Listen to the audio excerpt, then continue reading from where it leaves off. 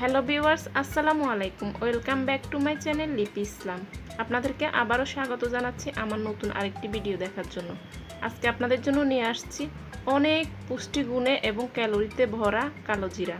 কালোজিরাটা আসলে আমাদের এমনি খাওয়া হয় না, যেটা আমাদের শরীরের জন্য খুবই প্রয়োজন। তো আমরা যদি এভাবে মজা করে ভর্তা করে খাই তাহলে কিন্তু খাওয়া হয়, এবং কি একবার ভর্তা করে অনেক দিন সংরক্ষণ করা যায়। তো স্কিপ না করে আমার ভিডিওটি দেখবেন। শুরুতেই রিকোয়েস্ট করে নিই, যারা এখন আমার চ্যানেলটি সাবস্ক্রাইব করেননি অবশ্যই করে নেবেন। তো চলুন দেখে নেওয়া যাক কীভাবে কালো জিরার ভর্তা করা যায়। আমি এখানে 1/3 কাপ কালো জিরা ভালো করে ধুয়ে শুকিয়ে নিয়েছি, একদম ভালো করে রোদে শুকিয়ে ঝরঝরা করে নিয়েছি। অবশ্যই কালো জিরা ধুয়ে নিতে হবে, কারণ অনেক ময়লা থাকে। আর এখানে নিয়ে নিয়েছি 1/2 কাপ পেঁয়াজ আমি এভাবে কেটে নিয়েছি। এখানে নিয়েছি 1/4 কাপ রসুন এভাবে কেটে নিয়েছি। আর হলো আমার লাগবে মরিচ। এখানে আমি 4টা শুকনো মরিচ এবং 4টা কাঁচা মরিচ নিয়েছি।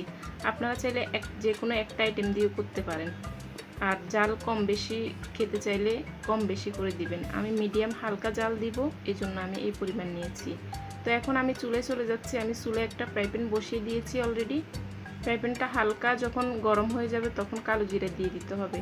কালো জিরা ভাজার সময় একটু সাবধানে ভাজতে হবে, না হলে কিন্তু তেতো হয়ে যাবে। কারণ কালো জিরাটা দেখতে কিন্তু কালো, পুড়ে গেলেও কিন্তু বোঝা যাবে না, সেজন্য একদম অল্প আঁচে ভাজতে হবে।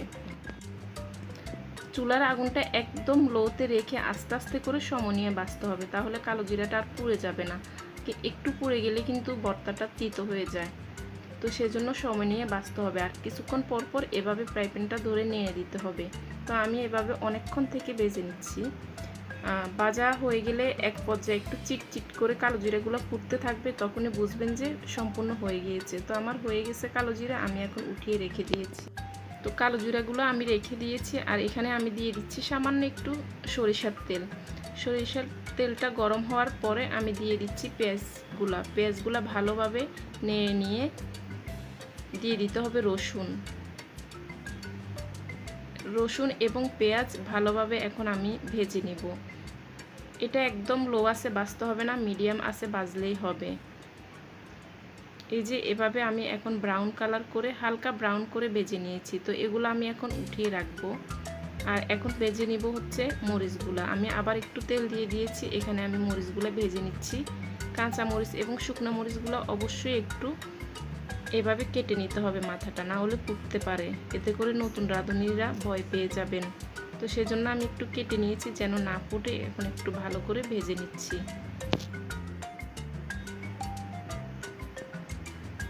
তো আমার সবগুলো ভাজা হয়ে গেছে। এখন আমি পাটায় কালো জিরাগুলো প্রথমে বেটে নিয়েছি। আপনারা চাইলে ব্লেন্ডার করে নিতে পারেন। যে কোনো ভর্তা আমার কাছে পাটায় করলে কেন জানি আলাদা একটা মজা লাগে। এখানে আলাদা কোনো পানি দেওয়ার দরকার নেই। কালো জিরাটা শুকনা ভালোভাবে প্রথমে আমি বেটে নিয়েছি। তারপরে পেঁয়াজ রসুনের মধ্যে পরিমাণ মতো আমি লবণ দিয়ে বেটে নিয়েছি। এখানে কালো জিরাটা বাটার পরে একটা তেল ভাব চলে আসে, সেজন্য আর এক্সট্রা কোনো পানি দেওয়ার দরকার নেই। তো সবগুলো ভালোভাবে মিলিয়ে নিয়েছি। নেওয়ার পরে এভাবে হাতে একটু সরিষার তেল মেখে এরকম করে গোল করে আমি শেপ করে নিচ্ছি। আপনারা চাইলে একভাবে রেখেও খেতে পারেন, এটা জাস্ট আপনাদের মনের ইচ্ছা। আমি এভাবে পরিবেশন করছি, আমার কাছে এভাবে ভালো লেগেছে। তো কালো জিরার ভর্তা কিভাবে অনেক দিন বাসায় রেখে খাওয়া যায়, একটা এয়ারটাইট বক্সে রেখে দিয়ে ফ্রিজে রেখে দিবেন।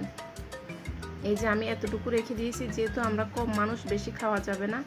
এরকম একটা এয়ারটাইট বক্সে রেখে দিয়ে নর্মাল ফ্রিজে রাখলে 1 সপ্তাহ থেকে 10 দিন খেতে পারবেন। আর ডিপ ফ্রিজে থাকলে আরও অনেক দিন রেখে খাওয়া যাবে। তো রেডি হয়ে গেল আমার কালো জিরার ভর্তা। আপনাদের কেমন লাগলো অবশ্যই জানাবেন। আমার চ্যানেলটি সাবস্ক্রাইব করবেন আর আমার পাশে থাকবেন। আল্লাহ হাফেজ, আসসালামু আলাইকুম।